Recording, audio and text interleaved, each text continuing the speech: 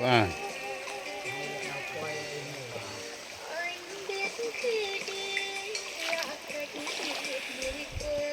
Nó đang hơi ra mòn. Được mòn theo tụi em kìa.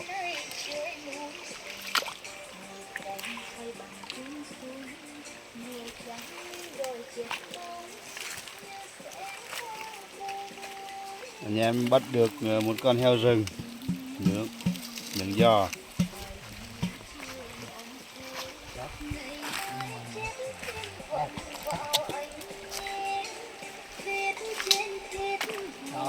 nét chữ hoa cuối dòng tên em vào đường không. Đây là thịt heo rừng. Đây thịt heo nha.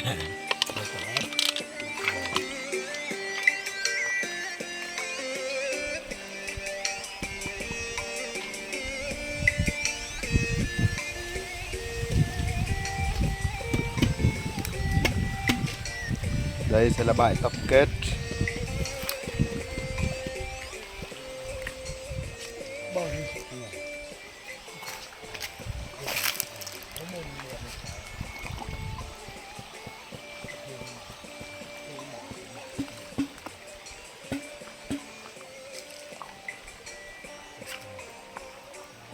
Nó mày lại Đó, quay mà.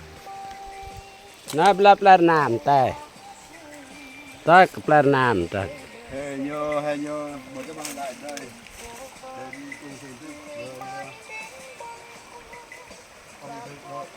Tới bla ni bla.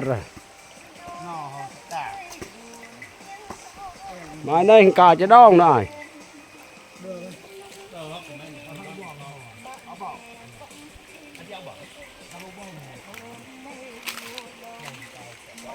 Dạ. Tới đợi là mấy vây chọc rồi.